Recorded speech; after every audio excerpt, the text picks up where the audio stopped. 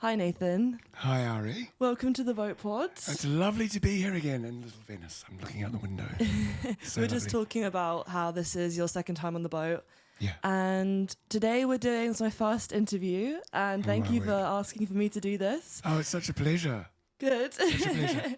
But I wanted to go through a variety of things, I guess, asking you questions about the production behind your records, the recording process, but also just your storyline of moving from New Zealand to New York to London and then back to record, and how it's been for you musically as a journey. Well, it's definitely been a journey. Definitely been a journey. It's still a journey. Still a journey. What was your earliest musical memory? Well, my dad is a musician. He's 84, and he's a jazz bass player. So when I was growing up, there was lots of music in the house. Same for you, I'm sure. Same for me, for sure. And but he would play with a lot of visiting musicians who came in from America.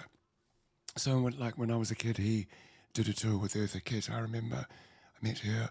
A load of wonderful jazz musicians. Benny Golson, Lee Konitz, Nat Adderley, which is Cannibal Adderley's brother.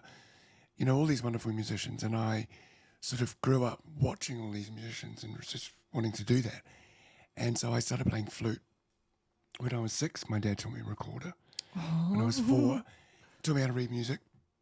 And, you know, it was just a very natural thing. And then I started playing jazz. I remember he gave me the Charlie Parker book of solos when I was about 10. And we had a little band with my brother. Did schools at the time really encourage music, or was it more just outside of school? It was outside of school, and also I started learning jazz, and there wasn't really a pathway to study jazz back in the 80s, in New Zealand anyway. But when I was 15, I got to Northcote College, and there was a wonderful jazz big band. 13. There was a wonderful jazz big band, and when I was 15, I went to LA with the jazz big band, and we played at Disneyland.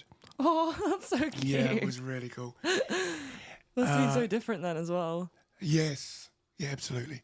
I haven't been back, but so you know, it was people who've come from a musical family. It's very natural and normal to play music. So then I started playing with a group of friends when I was 15. Left home pretty early at 17. That you met from school, or? Not really from school. They were a little older than me. Nice. And we had a band called the Jazz Committee. I just posted a story today, actually, of me when I was 17 in that band. And then, you know, I was very proficient by that sort of stage, and I got some money to help me to move to New York when I was 19. That's in 1991.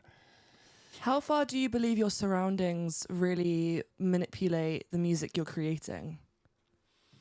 Do you mean like the city? I guess just like surroundings in general. I mean, you've lived in 3 different countries, and how far do you think each city affected what you were into at the time? Do you think there's a big difference? Huge. I mean, you know, for me to arrive in New York at the age of 19 in 1991, and then being thrown in the deep end, performing and playing and having to survive, studying with people, it was just incredible because, you know, hip hop back then was still relatively underground. I mean, it was massive, but it was still relatively underground. You know, my son loves 90s hip hop. Me too. It's one of my favourite, yeah. It's real. It's real, you know, and it's raw. real. It was before it became this weird sort of pop thing. Mainstream cultivated, yeah. Exactly. So there was that mixed with very much the Latin, Cuban thing when I was living in the Lower East Side, mixed with the jazz thing, mixed with all the other melting pot things about New York. I mean, you know, only a band like Talking Heads could have come out of New York. You know, there's just this diaspora of styles. And I guess that's what I really learned at that age, was this incredible mixing of styles. And that's what I've always done. I haven't gone down a straight ahead jazz path. I've always been interested in this intersection of different styles, but then putting elements of jazz harmony into different production styles. Yeah, I was going to ask you, when you were living in New Zealand, did Maori culture influence you at all? Or was it mostly what your dad was listening to and your friends? Well, it was Māori and Polynesian culture. So because we didn't have that many black people or say people of African descent living in New Zealand at that time, So, but we had a lot of Polynesian and Māori people. It's the biggest Polynesian city in, from where I'm from, Tamaki Makaurau, Auckland. It's the biggest Polynesian city in the world. And, you know, like with a lot of other indigenous populations, they really loved black music. So in the 1970s, there was a big movement of Polynesian bands covering a lot of black bands, Earth, Wind and Fire, and artists like Stevie Wonder. And obviously when Bob Marley came to New Zealand in the 80s, then that really took off. And, you know, now you got... Was he living there? No, he came on tour. He came on tour? Was he there for a while or just like his debut shows? There's some very famous footage of him playing football in New Zealand. And a friend of mine who's been dead actually for a couple of decades, but he made a little doco thing which you can see online of, and then also Bob Marley was given a Pōwhiri Māori welcome, which he really, really loved. So when he arrived, you know, the same as with a lot of other indigenous cultures around the world, they really got into reggae music, and that took over from the sort of more of the black funk and soul thing, and that's how bands like Fat Freddy's, obviously. Love Fat Freddy's. Yeah, same. Yeah. So I was just hanging out with some of the guys a couple of weeks ago. Really? I know Scott really and Joe. friends. Yeah. They're Really, good family really friends of mine as well. Yes, one of your mother's remix. Yes. Yeah, Colleen's remix. So did you feel, when you went to New York for the first time, a major city, did you feel welcomed? Well, I mean, I did, but I really had to really work hard to sort of get in there. But it didn't take me long. But it's not the sort of place at that time where the welcoming mat was rolled out. New I feel like York's it a still hard isn't. city. It's a very hard city. It is. Yeah. So to go back to your Polynesian Māori thing, I grew up with a lot of Polynesian Māori musicians and DJs. And then when I came back from New York in 1994, I made my first record and called Shift Left, and that's still on Spotify actually. And that featured on one track, Pulifu Mana, who had a very, very big #1 hit with How Bizarre. So, and I remember I toured with that band, with Paulie, at the height of its fame, and it was a #1 in 25 countries or something ridiculous. When you listen back to Shift Left, do you still hear things that you would have changed? Like, what do you feel when you hear it back now? It's funny because my son Zoot, who's 11 and a half, he'll be here soon, he's really got into that album. Really? And I had quite a long period of not liking it, but I guess now that, you know, I'm 54 years old and I look back and I think I wrote most of that album in my early 20s. I recorded it when I was 22. And there's a lot of great playing on it. What I hear when I listen to it is I was so lucky to have all these wonderful musicians. So talking of the Polynesian Māori thing, the drummer was Māori, Miki Utatonga, who's a wonderful, wonderful drummer. The percussionist used to play in Dexter One Sal's band. Oh, and he just passed away last week. Yes. So, and his name is Miguel Fuentes. He moved to New Zealand, met a New Zealand woman. They had a child together, and he was there. He'd only been in New Zealand a short time when I met him, and he played percussion on the album, as well as a load of other great musicians I'm still in contact with. So, yeah, it's really funny listening back now, and I wouldn't, to answer your question, no, I wouldn't change anything. You wouldn't change anything. I mean, when you moved across the seas as well, was there anything that London and New York taught you creatively that you weren't previously in tune with or weren't? Oh my God, yes. Yeah, what? Do you know what? Can you put your finger on it, or is it more? Well, I think, you know, from London, I was talking about this morning with Ross Allen on his show. But when I arrived in 1995, I was 23 years old, and Roy the Roach took me down with his then girlfriend, now wife, and one of my best friends, Rachel Clark, who's a Kiwi.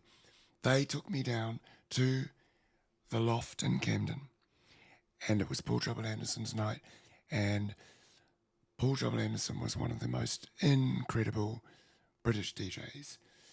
He started in the early 80s. Unfortunately, he's passed away now. But for me, he was like my portal into this whole different world of dance music. And he used to have a lot of American DJs playing at the Loft as well. He was the most incredible DJ, the most incredible dancer, such a big heart, lovely, lovely guy. And after that very first night, he asked me to play with him. Now, as far as I'm aware, I don't know, maybe Sophie might be able to back me up on this, but I think I was like the first saxophonist to play with a Wow. DJ. I feel like, do you feel like the club scene was more welcoming at that time though? Because as someone that lives in London and has grown up in London, I do feel there's a coldness sometimes when it comes to the clubbing That's scene. just British culture. It's like, it's the opposite to LA, but at the same time, It's the opposite to LA. well, I just mean, Americans are very, I don't include New York in that, but I mean, Americans are always very warm and welcoming. I think, saying that, Paul Trouble and all his friends, all the music people, were incredibly welcoming and supportive. But to move here from another country, I mean, Phil took the piss out of my accent. I used to have a very strong Kiwi accent. Phil and all his friends would take the piss out of my accent. That's just a very London thing, Sarcasm. Yeah, But I mean more exactly. in the way of, I feel like it's become a very materialized industry when it comes to so many people want to be a DJ. And so many people want to do yes. this. And it's taken away from the warmth of why people are like in the music industry. It's because you want to be close and you feel connected. And I do feel like, I'm not sure how you feel about it. Maybe it's different in New Zealand, but London has taken a turn. But then saying that, there's obviously loads of amazing new things. Like, There are. there's still a lot of mean, clubs that are open and new It's things interesting opening. you say that because, I mean, this is your first interview, but if you interview people who are, been around for a while, like me, well, you're going to talk to your parents. But the scene has changed so much. And this thing about this DJ celebrity culture thing, I mean, everyone loved Paul Trouble Anderson. They used to go along to see him, but it was more about the dancers, and you would have heard stories about, even in some of the clubs in New York in the 70s, sometimes the DJ wasn't even, you couldn't even see the DJ. It was like the DJ served the dancers. And now it's become, I mean, even I find it now. You go to a gig and then everyone's on their phone filming you. It's just the weirdest thing. It is the weirdest thing. And then it's also about the outfit and the promo. And if you're a DJ, you're also a content creator and you can't really just be one of those things. It's like, I mean, it's look, all about... I don't want to be that old guy moaning about that it was better in the old days, because it wasn't. It's just, it was different. But, I know that there are people who are doing things for the right reasons. And, today I went to see my lovely friend Zaf at Love Vinyl. He had a little thing going on, met a load of other DJs. And, Zaf's in it for the real deal. He really knows his music and he's incredibly supportive. More community-based events. But, it's been an interesting life. It's been, I won't say it's been easy, but it's been incredibly fulfilling. I mean, because you were also in New York and London in the same decade, what were the energy differences even then? Because you're sort of, I guess, in the same time, but it's still two different places doing completely different things. So what were the main differences between them at that time? Well, New York had this incredible, thing going on in the 90s, but so did London. I just read Nina Cherry's book, and it was amazing reading about all of that, 90s London, 80s London. But, I met, because also I met drum and bass, and I did dropped my first single on Metal Heads with my friend A-Sides. We were called Cyclone, SCICLONE, in 1997. Now, How did you get into Metalheads? So basically, I was DJing on the radio in 96, and A-Sides was over there because one of us had a family member who lived there, heard me on the radio, and I played one of his tracks, and he called the radio station. This is before phones and social media and everything. Called the radio station and went, "Oh, you just played one of my tracks." And I said, "Oh, I'm playing I was doing a gig with my father and my brother in a park, like a jazz in the park thing." So he came along and said, "Look, let's do some stuff together. I'm a drum and bass producer." And I went, "Oh my God," because 1996 was peak drum and bass. You know, it was like, I mean, I just watched this David Bowie doco on the plane on the way out yesterday on BA, and you know, his last album, I mean, he was very into drum and bass and had Goldie talking about Bowie and Bowie talking about Goldie, and it was this real thing. And it was so, anyway, I got to London, and then it took me a few months, and then I remember getting the train out to, he used to live in Romford, and I got off the train and went, oh my God, where am I? In Romford. And anyway, we made a couple of tracks, and then he played them to Randall, who also passed away last year. Randall played them to Goldie, and then Goldie called up Jay and said, I want to release this stuff on Metalheads. So that was our first release in 1997. That was on Platinum Breaks, Volume 1, and I was talking to Goldie the other day about it. They're doing a repackaged 30 years. So, you know, I've always kept in touch with Goldie, and I just played on 4 tracks on his new album. Wow, really? Yeah. And it hasn't come out yet, or it has come out yet? No, it hasn't come out yet. When will it come out? Do we know? Can we know? It's pretty soon, but there's going to be a big show at the Royal Festival Hall in November. I saw him play last year with the live band. It was insane because he did a whole like festival tour in the UK where he was doing all of his stuff with the live band, and it was incredible. Yeah. So that's going to be amazing. So that's another part of my musical DNA. So I guess to go back to your question, New York, London, you know, London was incredibly exciting world centre for music. And I also remember, you know, going on a few years when I started working with Phil, 97, 98, 99, and, you know, we made our first record together, Sound Travels. Phil was doing a bit of touring over in America, and I remember him saying, you know, a lot of the Americans love coming to London. I mean, Soul to Soul, you know, that record was like a massive worldwide. There was because, you know, Ron Trent, who I worked with, I did Way Out Here with him in his live band 2 years ago. And you know, I remember your mum was side of stage for that whole gig. I was there as well. Oh, you were there too? Maybe not side of stage, but I was there. Yeah, so that was amazing to meet Ron. And I actually met Ron through, he came to New Zealand, and then, you know, he was a big fan of Earth is the Place, and we spoke, and then he said, oh, I'm playing a Way Out Here, I'm doing this live thing, do you want to join me? So, and then recently there was that remix he did of Soul to Soul, and I saw a little thing online, and he said, you know, that record was huge in America as well.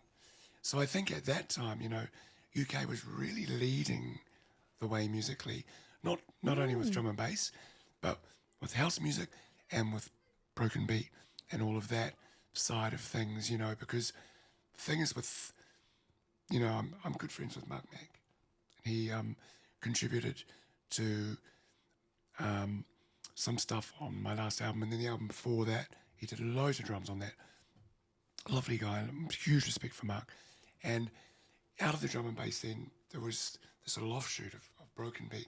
And, you know, a lot of those records are worth big money now because younger producers are sampling them.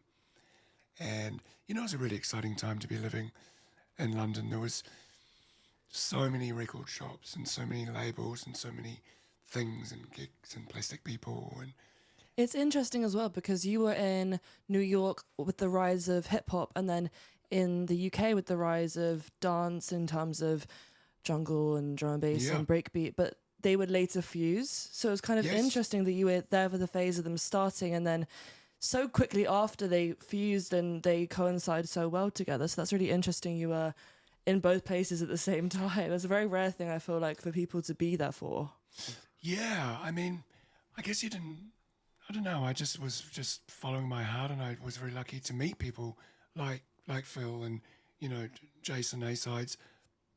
And, you know, I just put my jazz into it. I mean, that's what I did with Phil, with the records. And we'd usually start off by, he'd play me some stuff and then make a beat, and then I'd start jamming, or we'd bring musicians in. And it was a very organic, fluid way of working, and I think that's why those records have stood the test of time. I mean, Phil was an incredible producer in that he was able to sort of channel my sort of jazz, my playing and my energy and my enthusiasm for the genre, but also my expertise and his expertise, and we came up with this hybrid. you know, it's funny because jazz house is a genre now, but it was never a genre back then, you know. But it's through people, younger producers. I mean, Chaos on the CBD, you know, they've been very supportive of me, and I've worked with them now for several years. Was on 4 tracks on their new album, which I thought was amazing. That is amazing. Really great album. No, not me being on. I mean, the album was amazing. No, it is. Both are amazing. So, you know, and I remember them saying, you know, you were a big inspiration to us in New Zealand when we were growing up. You know, and that's the wonderful thing, I guess, about being around for a while, is you get this multi-generational sort of crossover where obviously I had a load of fans who were in my 20s following my journey. Mm-hmm. Now I meet people and their kids are really into my music, which is very humbling, you know, very humbling. It's also exciting though, because that's who's going to lead the scene next. Yeah. And I mean, we're in a lucky space where we have access to, I mean, through streaming, but we have access to so many different genres. And especially if you're living in a city, you have a plethora of different genres. And it's exciting that I've seen with my own eyes so many things come out of the like UK and London recently that are just amazing. And it's like everyone a couple of years older than me, and just the genres and blends of things that I can't even pinpoint what the new genre is called, because it's like dance of funk of soul of da da da da. It's like we need a new name at some point. Well, you know, it's funny about names, because mostly they're created by music journalists, and sometimes, I mean, look, a lot of jazz musicians don't like the word jazz, you know, and you know, I've seen interviews with Louis Armstrong talking about. I mean, Miles didn't like the word jazz because it sort of boxes it in, you know. And I guess for me, I've always fallen between the cracks with the genres, but I think maybe now, 20 or 30 years down the track, it's more acceptable, or people can sort of see where I was heading. But I'm not. It was sort of difficult because people couldn't categorize you. So when you go into a record shop, oh, where do I put them? It's 2 jazz for dance, and it's 2 dance for jazz. I still get that.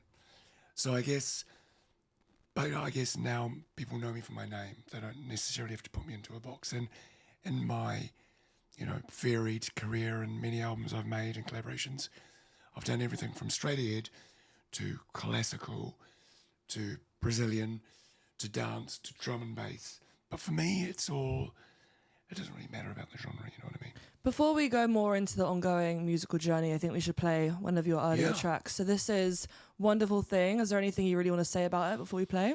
Well, this is the track that opened Sound Travels, which is, you know, the first album I made with Phil. And it's all live. It features many of the same musicians who are playing the gig on Friday the 19th at Earth. But most importantly, it features Vanessa Freeman. This was the first time I recorded with Vanessa Freeman. I remember I was living in Camden, and I remember literally sitting down at the table, I remember it well, and writing the lyrics down. Oh, sweet melody, sweet refrain, cleanse my soul, let love remain, songs of freedom in the air, songs of freedom everywhere. And at that stage, I was listening, well, I've always listened to a lot of Coltrane, but I was listening to late Coltrane, Kulisi Mama, and there's a very African-inspired track on that. And I don't know where it came from, you know, who knows. But that formed the basis of it, and I told that to Phil, and then I'd written out the melody for the song, and then we got Vanessa in to sing it, and it's one of the songs that I always play every single time I perform in London, which has been, you know, hundreds and hundreds of times at places like the Jazz Cafe, Ronnie Scott's. So it's a staple in your catalogue that you always come back to. It's a definite one, and it's funny because I spoke to Mike Patto, who's playing keys, and he's the MD of the band, musical director, and he said, you know what? I don't even think we should rehearse this one. It's just that known, and you know it must have been. He said, because it's so special. I'm getting look. Oh. It's because it's so special when we play it that you almost don't want to overplay it, because we know it so well, and it's so special because, you know, I wouldn't have seen my wonderful friends for 2 years. We are an incredibly tight musical family. Vanessa is the godmother of I love Zoot. Vanessa. Really? Yeah. No way. Zoot's godmother. Wow. She is such an amazing person. And this song really sort of encapsulates my relationship with her and with Phil, and sort of what our friendship and our music is all about. Wow, that's a really nice intro. So this is Wonderful Thing.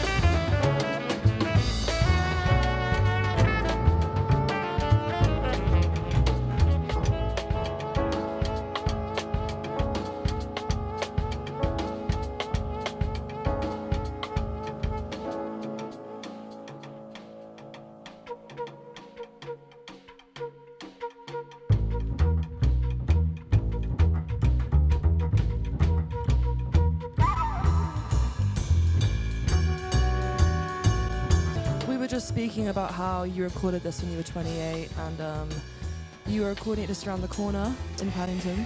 Yeah, well, in West London, and under the shadow of the Trellick Tower. It was called Fluidity Studios, and Phil had been working out of there for quite a few years at that point. And there was just a lot of studios and distribution and labels and all sorts of people working in the area. It was very creative. I think this, so on Sound Travels, of course, Earth is the Place was done on this album as well, and that's one of the songs in my life that's just, it's been such a big introduction to so many people I've met. Well, your albums Sound Travels and Squire for Hire are now regarded classics, and I'm sure you get asked this question a lot, but how did you originally meet Phil Asher? Well, when I told you the story of who took me down to see Paul Trouble Anderson at the Loft, it was through Roy the Roach. And Roy had a record shop called Quaff in Soho. And he'd just known Phil for forever. Wow. And I guess also because, it's a relatively small scene. And I was like a new young guy on the scene. And I guess at that point there weren't that many jazz musicians who sort of crossed over into the dance world. It all seems quite normal now. And I'm amazed when I meet young musicians, they're very aware of dance music, and vice versa. Whereas it used to be, You had your niche and you were really into that. Yeah. but I think maybe because of the internet, it's a lot easier to check on stuff and cross-reference, and I think younger musicians now, well, I just think because of how the music has evolved over the decades, there's a lot more crossover. But it was quite unusual, I guess, at that stage for dance music producers to be, for Phil to be doing the album where there was a lot of live musicianship on it. It wasn't just a dance record. Obviously we had our dance tracks, but there was, you wouldn't really call this a dance track, would you? But that was referenced, I guess, Phil's love of just music in general. But what was it with the partnership with Phil that worked so well then? Was it just the shared love for music, but surely it went deeper than that? Well, I guess he wanted to make great records, and he brought in all of the people I knew and all of the people he knew, and he just put everything into it. I mean, talk about, it was never about the money. He just put his heart and soul into it, as I did. I never thought about it. It was just, let's just make something because we love it. There wasn't any, I mean, obviously I was very guided by Phil at that stage, because Phil was the producer.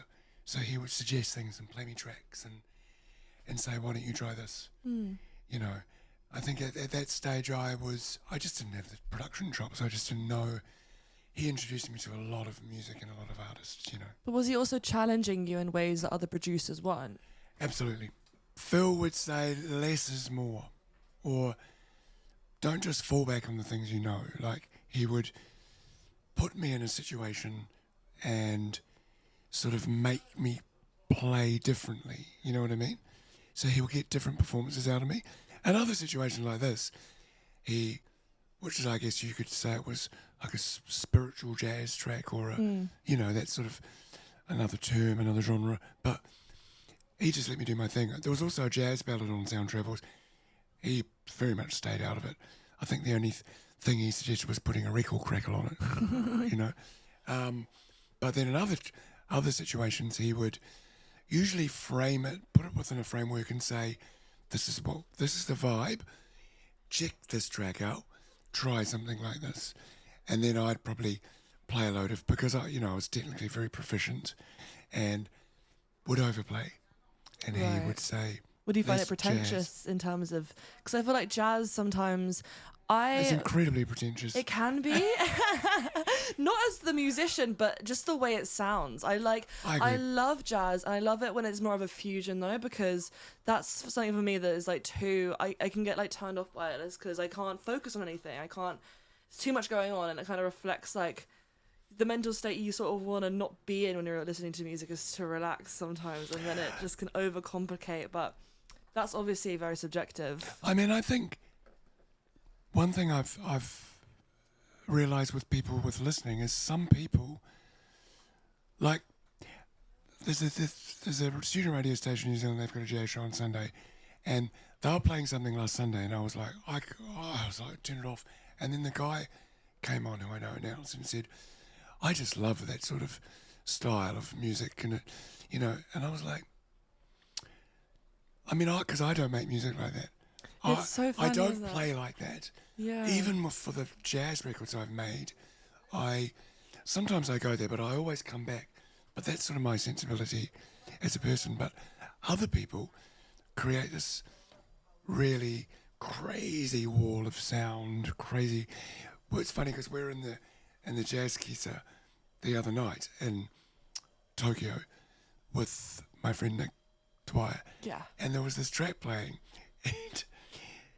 and it was like this saxophone going, "Wee," this incredible squeal, and then Zoot said, "Sounds like the kettle's on." and I feel that. That's how I cracked up. feel. But it was so funny because in Japan, when you go to these places, everyone's very serious and you can't talk, and and it was Everyone's like, just drinking whiskey and smoking cigarettes. yeah, and listening to this like crazy. So I guess that's the thing, is that even if I don't personally like it, there's a space for it. Some people really get off on that crazy. And it's so opposite ends of the spectrum. Yeah. It reminds me of my uncle Ian. He does the sound for Love Dancing at We Out Here, and on the Sunday Giles does the Dingwalls Takeover. Yes. And so it's very much that kind of music. And Ian, it's like least favorite thing, and they ended up having this little like tiff about it, like the debate of, but it's awful, but it's amazing.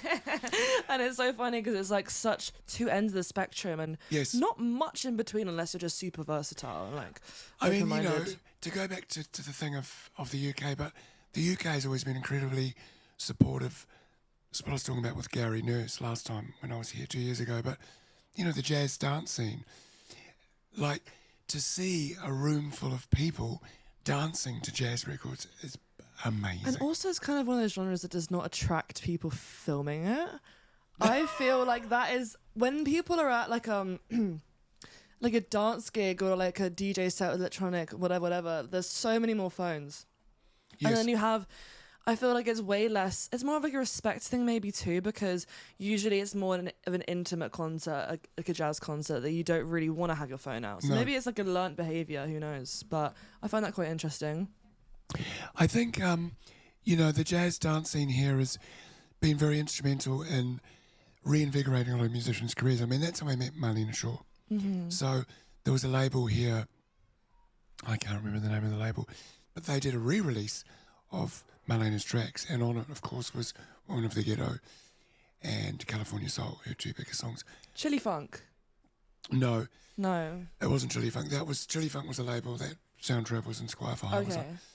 But, so, they did a re-release, and then they brought her over to the UK and Europe to do a load of shows. And that's how I met her, because I was playing in the band. And that's how we ended up working together. But why I'm mentioning it is because you get these people in the scene here, DJs, who were very responsible for reinvigorating a lot of these musicians' careers. And that's what has been amazing about the UK, is that they've been very, through the DJ culture and then the jazz dance culture, it's created this incredible hybrid, which, you know, acid jazz was a direct bastard child of, you know, Patrick and Giles and a lot of other DJs playing these jazz dance records at Dingwalls on a Sunday, playing these very high-tempo jazz numbers to a dance crowd. And that's what Giles is doing really right as well, is that he's taking so many young musicians that I literally was thinking about when we were talking about this earlier, like Isco and Brighter Days and IG Culture, and he's signing a lot of people that are a massive fusion of just that, and that's why I love Brownser, because of that fusion, and it's like all built off of what he grew up in and what everyone else in London grew up on, and it's just like it's great to see. I mean, before we move on though, let's play a track that you did with Phil Asher, Journey to the Peak. Yeah, this was from my album, 2004 album called Notes. Yes. I started this with Phil, and then he passed away. So I think that was 4 or 5 years ago now. This was the last track we actually worked on together. Mm-hmm. So basically I'd made the music, and then I sent it to Phil. So basically when I went through, you know, my big health thing, Phil really reached out to me again, because we'd sort of lost touch, I guess. I mean, after we'd had a very intense sort of 5 or 6 years working a lot together. After Squire for Hire, I'd sort of, you know, I went sort of in a different direction. We kept in touch, but we didn't talk as much. When I got very ill, Phil reached out to me and we started talking again a lot. Phil would call me every day. Wow. So then he said, let's start making music together.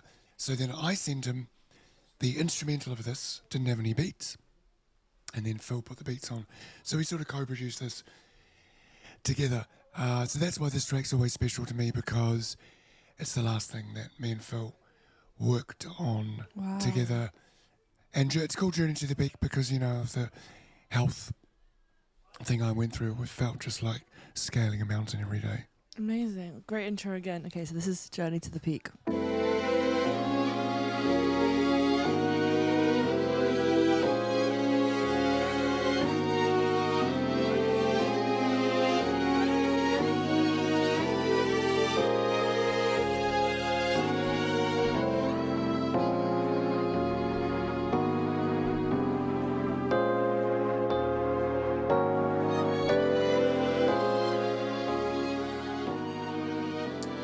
So you were saying before as well, Phil has taught you things that you still use in the music you make today. Well, now I guess I'm producing myself. I also mix now as well. And yeah, I apply a lot of those things I learned with Phil when I'm working with other artists, and the album which is coming out next week, which I know you're going to play later, but it's a band from Ibiza called The Illusions. And, it was great to work with them and then to just try things out in the studio in real time. And I guess that's what production is all about.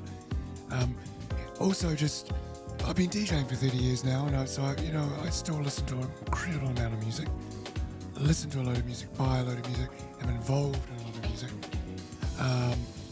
Internationally working with a load of different people. I mean, this year, I've been, as I said, I played on Goldie's album, I played on a Tiny Temper track. I've collaborated with about 4 artists from the States, mostly DJ. I'm on the new Muscle Cars album. I'm playing with them. Love Muscle Cars. I'm on the new Muscle Cars album, playing with them at Way Out Here. This year? Yeah. Oh, so fun. Cool. On the Friday. Friday So at the Grove, or? I'm not sure where they're playing. You're not sure yet? Yeah. So, Rhythm Corner, I think. Is it? Okay. Or it's the main stage, actually. Oh, that'd be amazing. That's I where think I was with it is Ron, the main geez. stage. It is the main stage on the Friday. Wow, cool. Yeah. So, for me, production is all about listening to the guys, which is what Phil did with me and the other musicians, and then framing it getting a different performance or getting them to feel really comfortable, and then maybe just flipping it up, which is what I did with the Illusions. I took their demos and then would suggest maybe different ways of playing the song, flipping the rhythm, or, and that's what I learned from Phil. We were sort of also already answering my next question of what can we expect with upcoming releases, and are you collaborating with new people? So is it your first time with Muscle Cars? And Yes. Chaos and the CBD as well? Yeah, well, Chaos, that came out last year. Basically, I've done quite a few different tracks with those guys, and they just send me the tracks and I play on them, and then there's one track on the album, Tongariro Crossing, and I just did one take. I remember doing it. Then I thought that, it'd be all chopped up, but he actually Kept it in full. kept the whole take from beginning to end as one take, And I guess now I've been doing it for a while. I love to do. Sometimes I'll just listen to the track for a couple of times and then I'll just try and do one take because it's usually the purest take in the purest form. This track, my saxophone playing on this, took me a couple of days. It's just practicing it over and over because the change is quite difficult. The changes were written by a wonderful pianist in New Zealand called Michal Martiniuk, originally from Poland. And it's not that difficult, but it's difficult to try and play something musical which doesn't sound too jazz and whatever, but still has something that you can brings you into the music. You're not just blasting all over, That's what I'm trying to do. When you're collabing, most of the time, is it together or isolated? And I feel like surely that really affects the process if you're not really together, or is that? Yes. Do you like that or don't like that? Well, a lot of the tracks I do, they just send me the track and I play on it. I guess you're so far away. I am far away, but sometimes I'm here. Saying that though, when Muscle Cars from New Zealand, they came into my studio and produced me, which was amazing. Goldie, same thing. He was in New Zealand recently. I picked him up from the airport. We came straight off the plane to my studio, spent a couple of hours, and I played on 4 tracks. Wow. And he was very much in the booth with me, headphones on, going, yeah. 4 tracks one day? Yeah. Wow. So, it's really great to have someone producing me, and I love being produced because I do a lot of stuff by myself for other artists, but it's really great having real-time feedback from people. It's also exciting the time length and scale you have as well of artists that have been in the game for a while, like Goldie and then Muscle Cars, who are really on the rise. Yeah. And to be part of It's very different processes, but similar because they're all amazing. It's really cool to be on different genres and different timescales and seeing where that's going to go. Because muscle cars have been on the up for a hot few years now, and I've seen in real time them grow, and then even Goldie's making a crazy comeback. He's always been there, but he's just going mad. The youth are more and more excited about it, and well, I was talking with Ross Allen about this because Ross Allen does A&R for London Records, and Goldie's on London Records, and he said the songs, and that is what is the big thing which separates the people like Goldie from a lot of other people, a lot of great artists, but because their songs, everybody knows Inner City Life because it's a great song with hooks. And that's what I tried to do, and that's what I did with Phil. We would try and do hooks, and I talk about this with Zooch, my son. When we listen to music, I'm like, let's distill what is the important things about this record. And I show them the hooks, that's what makes the song memorable.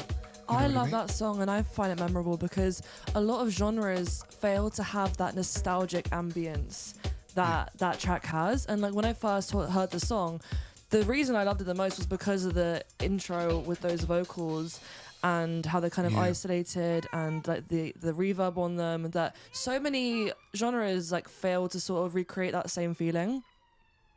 But also talking about labels, I mean, after 30 years of music, what made you start Family Affair Recordings? Right. So I set up Family Affair Recordings with my friend Harry. So Harry lives in Ibiza. He's the guy who brought me over to Ibiza, first of all, to do a gig. Then I met the house band, The Illusions. I don't even know if they were called The Illusions at that stage. And then he was dropping me back to... So I played with the house band and I also DJ'd, and it was just usual story in and out. Was dropping me back to the airport and he said, what did you think of the band? And I went, I thought they were good, but they, I think they need someone to produce them. And he said, what about you? So that started the conversation. Then I was 6 months later, I was playing in China, and I spoke to Harry, and then he said, well, you're halfway around the world. Why don't I fly you from China to Ibiza? And so that's how the idea came about. So we did 3 days of rehearsal, then we did a big concert in this beautiful theatre in the Old Town in Ibiza, which had just been renovated. Then we did 3 days in the studio. So that was an amazing way to do it. 3 days of rehearsal, big gig, and then take that into the studio. And, having done it before, it's a great way to work. So the Family Affair Recordings came out of that relationship with Harry, because we started shopping around the album and we had a few takes, but, then we went, why don't we do this ourselves? Right. So for better or for worse, we've set this label up, and, with our friends Mother Tongue are doing the distribution, the pressing it in Italy, which is amazing because Patrick Giblin is an incredible producer. He runs Mother Tongue, and they put out a lot of amazing music. Also, Neroli is another label I've worked. That was the first big track I played on with Chaos and the CBD, Emotional Intelligence. Came out on Enrico's label Neroli, which is part of Mother Tongue as well. And funnily enough, it's Italy, and that's how the whole connection with Ron Trent came about, because my friend Alicia, who's got a Language of Sound, was working with Ron at that time. And by the way, I've got another album coming out later in the year on Rush Hour. Wow. So big question, but what does artist independence mean to you then? Artist independence? Yeah. Well, I've been on major labels through my life, and sometimes it's really hard to get heard. So independence for me means just grassroots, doing a lot more stuff yourself, not relying on the big machinery. The big machinery can get you out to a lot more ears, but what Harry and I are trying to do is we're learning as we go, and all of the decisions are ours. We're trying to build our audience, and the first single, Juju Mellow, which is out now, you can buy it on Bandcamp. We're not doing it on Spotify straight away. The album's coming out on the 18th. The album's called Find Your Way. And there's 6 tracks on the album. Juju, as I said, Juju Metal is out. Charisma's done a remix, which is amazing. Love him. Then the next single will be Slow It Down, which is hopefully you can play too. For So I saying guess that, it's let's just- play Juju Melon now. Yeah. Yeah. So Juju Mello features the vocals and percussion of Katana, who is from Kenya, born in Kenya but lives in Spain. So it's really cool because the vocals are this mixture of African, Spanish, and English. Wow. Amazing. Yeah, have you seen the industry change a lot in terms of, like, do you think that, where is it heading directional way for you now? Oh, I don't know. I'm probably not the best person to talk about that. You know, I think the majors still have an incredible stronghold over the scene. You know, algorithms, the majors, AI, just the fact that people think that they've got this choice, but a lot of it they're being directed via algorithms, and that informs their choice. There are a lot of other people that know that is not how you discover. You being one of them, I'm sure. You've really got to dig. And you know, when I was growing up, you had to ask the DJ what the track was, and they usually wouldn't tell you. Yeah. Now you got Shazam. I'm sure that your mum has told you these stories as well. It was very, very hard to find out what the music was. Yes. You had to befriend the DJ, and then sometimes they tell you, or you just had to sort of be around. You know, you'd go into the record shop on a Saturday, you'd hear what the other DJs were buying. It was this amazing relationship and little community, but it wasn't an online community. People talk about online communities, sure, but it wasn't like getting the tube into the West End and standing around a record shop for 2 or 3 hours. You'd have all these DJs come in and talking, and that was real community, you know. And online communities are communities, but there is nothing like being in a room full of other people and experiencing that in real time. So I don't know where the industry's headed, but I will say that I feel it is very healthy. There are a lot of people putting out independent music. Yes. There's also some amazing music coming out of the majors too. It's also a fight to stay unique, as you're just saying. I mean, now you can just Shazam and just like all your IDs can be completely taken and used elsewhere. And that's why it's kind of hard that everyone needs to keep on doing new things, and there's always more you need to do, and and it becomes takes away from the meaning of it all. It's exhausting. I mean, you know, at this point in my life, I have to do more promo than I've ever had to do ever in my life, and it just keeps more and more and more and more promo. And it's become like the artists are expected to be content creators. Just to be content creators and do these really flash-looking reels for a fucking DJ gig, which pays £100. And then on top of that, people are then bored of seeing that exact thing, so they need to change it in 3 months. Well, you and see then this- every 3 months, the way you do things has to change. You know, and it's just, it's getting exhausting, but I think people are sort of reaching this peak sort of exhaustion with it all. And it will go the other way, where people will go more grassroots, more about not talking about it so much. It'll just go more secret. And that's the amazing thing about London, is that there's all these amazing places that don't even have a sign on them, you know what I'm saying? Well, speaking of London and what's coming up, you have a gig at Earth Hackney on June the 19th, and you have The Illusions, Vanessa Freeman. What should the audience expect that people are attending your gig? So, this is my first London gig in 2 years, so it's my band with Vanessa Freeman, Shelley Nelson, Marcus Begg and Lyrical, 4 amazing vocalists who are on Sound Travels and Squire for Hire. Also, it's the launch of Find Your Way, The Illusions' first album, which I produced and mixed. It's their London debut. The record comes out the day before.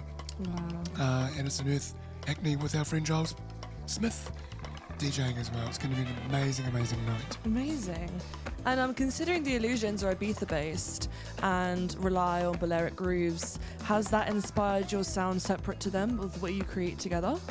Well, you know, producing this record with these guys, I learned such an incredible amount around production, and then taking what I recorded and then producing it further and doing, changing the arrangement. I would send things back to the boys and suggest things.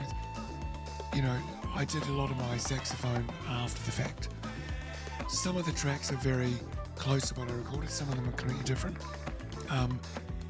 One track in particular was a demo that they did, and we weren't going to put on the album, and then we decided to put on the album.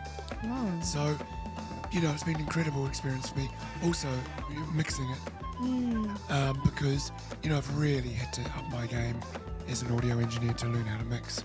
I'm still learning, obviously, but I think I've been playing this track out, Juju Mellow in particular, for many, many months now, and it always works on the dance floor. So that's been an amazing journey for me. Always learning.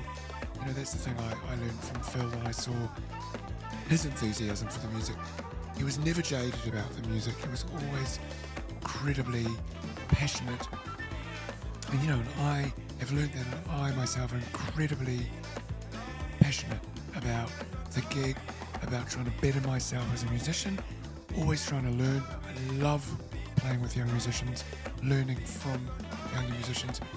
I just want to keep myself fresh, want to keep my outlook fresh, because music keeps me young and it keeps me alive, and it's my biggest, apart from my family, it's the biggest, most wonderful thing in my life, and it keeps getting more wonderful. Are there any young musicians that you would like to collaborate with that you haven't already? Well, I'm quite excited to meet Yusuf Days. I'm playing, the track I'm on, I don't know if I'm allowed to say this, but the track I'm on Goldie's album, I'm playing on. And so that was really cool to actually, I saw him in New Zealand, I didn't get to meet him. Incredible drummer, fantastic gig. So that's, hopefully, that's going to be quite exciting. I love Close Counters from Australia.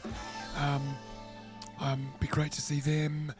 Ear to the ground, I'm just, please hit me up, young producers. Or young musicians, if they want to collaborate, just hit me up. Amazing. I've had some amazing invitations from around the world to appear with people. And it's such an amazing, interesting life. I mean, I was just arrived from Japan yesterday. Here I am in London, going to Ibiza tomorrow, back for the London show, in France for 2 weeks, then in Ibiza for a whole month. I'm sure along the way you'll meet loads of new people that Oh my God, yes. similarly want to collaborate, and that's so cool. I hope so. Days. But I guess I wanted to also ask you, a lot of your records sit between jazz and club music, and so how do you bring that energy to your live performances? Well, I hope they've got a lot of energy, but not a frenetic energy like you were talking about before, but, but as the band leader, for me, I always approach each song as its own thing. I don't want to go, for people to come to the concert and every song ends up being, I'm really quite, as a band leader and a producer, it's like, that song sounds like that way for a reason, so I'm going to play it like that. So, when we play Wonderful Thing, it's going to sound like Wonderful Thing. When we play Juju Mellow, it's going to sound like Juju Mellow. Because I think sometimes you go to a live show and you hear a band and it always ends up sounding very much the same. So, but I will definitely bring the energy and the vibrations and the love and the enthusiasm and the love I feel for the music to the stage. And, hopefully I've got good at that as a band leader. And hopefully people can feel my just pure love and enthusiasm for what I do. I mean, when you play around the world as well, do you feel like London brings an aspect that is different to other normal crowds, energy-wise? Absolutely. Yeah. I mean, the last show we did at Jazz Cafe was one of the most incredible emotional moments of my life, Just to be on that stage and to be in front of that sold-out crowd and so many friends. And it was a lot of it was about Phil as well, who had passed away. And so the band was back together and a lot of Phil's friends were there and a lot of the people I work with, Phil. But we're going to do it all over again on Friday the 19th. Amazing. Well, going back to your 2025 Notes Deluxe, we have Martin at Jazz who remixed one of your tracks, and I wanted to ask, how did you get at Jazz on board and why did you choose him specifically? I actually can't remember when I met Martin. I would have met him through Phil and through the scene, but it's just, it's a musical family, and I've loved his music, and I played a couple of tracks on his album, and when we spoke about payment, I said, don't worry about it, let's, do something in the future. So when it came time to do notes and I looked at the remixes, he was sort of top of the list. Nice. So, and then I called in the favour, and we just did a lovely swap. Nice. Which was amazing because he did the most incredible remix. Also on that deluxe thing was Jay Griff, who's a really wonderful friend. Like me, he's from a jazz musician, really wonderful jazz bass player. And Craig is at Ben, who I've always loved his production, and got hold of him and said, "What's your remix?" And he said, "Oh my God, that's so cool. You and Phil were a massive inspiration for me when I was young musician growing up, and and the other one was Case and the CBD. Of course, I had to ask them, and I love that remix they did of Belladere. There's another track on that remix package as well. Really great young producer from New Zealand called Christoph El Truento, who did a really, really great remix. So I'm going to have some copies at the gig. Nice. If anybody wants to get hold of any of these things, they are available on Bandcamp, but they can always contact me through my website, nathanhaines.com, or through my Instagram, nathan.haines. Please hit me up with any questions. I get a lot of people hitting me up, which is amazing, but sometimes it might take me a while to get back to you. Well, let's play the At Jazz remix then, if you want to introduce it. This is Coming to the Light from my 2024 album, Notes. This is the At Jazz remix. So you've known At Jazz for a while then? It's been in the scene for a while. Yeah, I've just always loved. I think he's an incredible producer, but also like his records always sound amazing. He's got a very specific sound too. I literally saw him play last week at BBE because I work there, and every track I'm shazamming, and he's always got a very specific sound. I'm not sure if you've listened to his new album with Fred Everything, but you know what? I've listened to a few tracks, but I definitely have to. But yeah, I can tell that jazz track instantly. It's like he has a incredible way that he mixes the records, and he also masters as well. Incredibly knowledgeable guy. I can't wait to go to his studio. Actually, I'm planning. Where's his studio? Well, his house. In his house? Yeah. Oh, nice. It's got like a little hub. Yeah, but yeah, we nerd out on gear, and he's a real. It was a real honour to be on his album, and it's a very long album, so I'm still working my way through. There's some great stuff on it. Would you say musician-wise, you have a lot of in New Zealand? Are you working quite a lot often with people in New Zealand, or is it mostly when you're abroad you're collaborating the most? I have an amazing band in New Zealand. There's some incredible young musicians there. There's a keyboard player called Joe Captain who is, you'll hear about him. He's already put 2 records out, and he's on quite a lot of the tracks on Notes, and I've got a new project with him and an amazing young drummer called Elijah White. We're called The Soft Chaos, which is actually named after a Japanese writer by the name of... Oh, shit. My God, I've just got a blank. It will come back to me. Anyway, he described his writing style as soft chaos, and that sort of resonated with me. So soft, not as in the volume, but it's sort of, obviously, with this new band I got with these guys, it was produced in more of a way where we get in the studio and do stuff together. It was much more collaborative. Whereas with Notes, it was very much me in the producer seat, making a lot of the decisions, all of the decisions. Whereas with the soft case with his new band, that's which I spoke about, which is coming out in October, distributed on Rush Hour. It was definitely about getting into a room with these guys and really workshopping the songs and then playing them live, and then we made this record in one day, which was really fun. It's really fun. Do you see your music taking a more electronic route over time?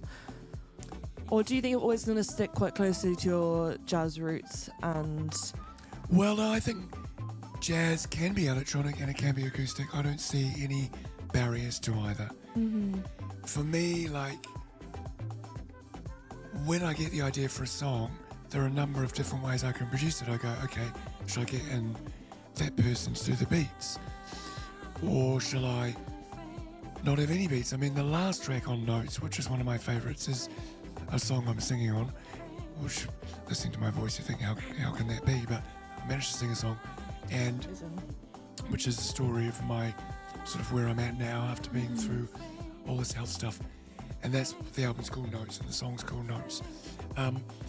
But I had it as a demo, spent years doing different versions, and then I had a version with drums, and then one day I took off the drums and then got my Indian friend to play tabla on it. That was a version. So why I'm relating that story is there are so many ways when you've got an idea for a song to think, how am I going to produce that? So you can either go down an electronic route or you can go down an acoustic route. And so that's the cool thing about doing remixes or different versions, is you might have 3 or 4 different versions. So I don't think there needs to be a line drawn in the sand about acoustic, electronic, jazz. You know, if you look at amazing artists, they have done all of it from classical to electronic and back again. Well, when you listen to music in your own time, what are you leaning towards right now? Well, because I DJ a lot, I play a lot of new music, but you know, I still listen to a lot of classics. I'm still listening to a lot of classic jazz. I'm still a massive classic jazz. I listen to, you know, Coltrane. So on the daily, you actually are listening to classic jazz. I listen to, I'm also a big vinyl guy. I'm a big vintage hi-fi nerd.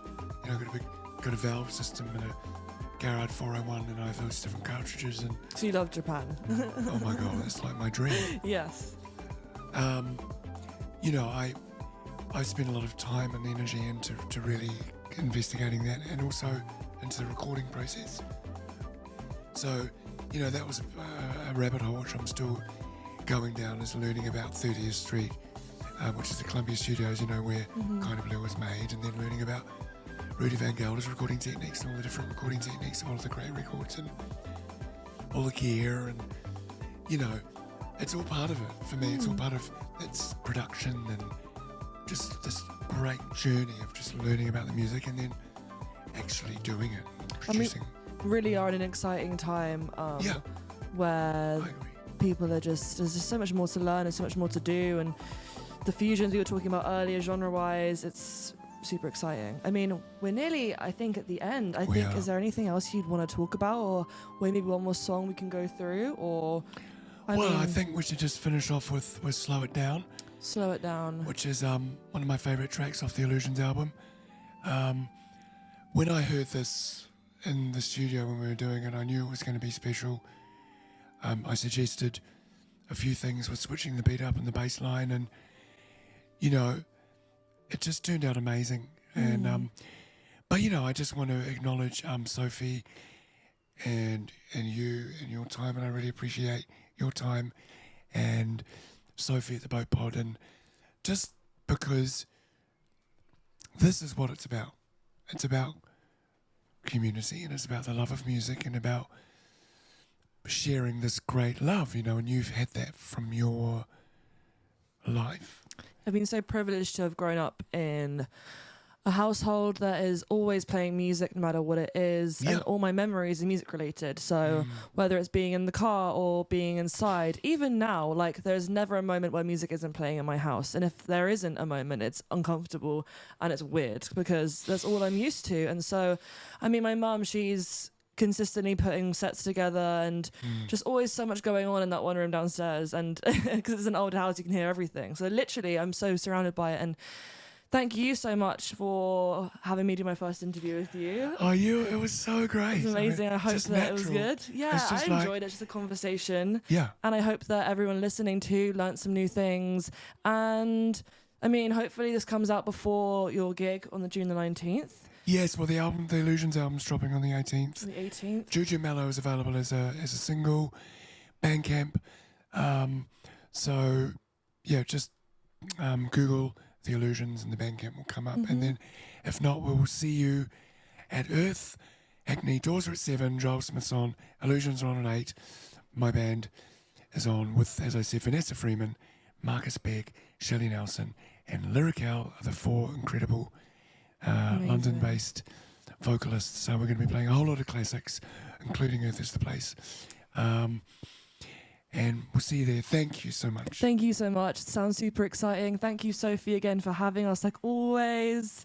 There's no other radio show that does it like Sophie does. So you were listening to Nathan Haines. I'm Ari. You are now listening to Slow It Down by The Illusions and Nathan Haines. Thank you for listening.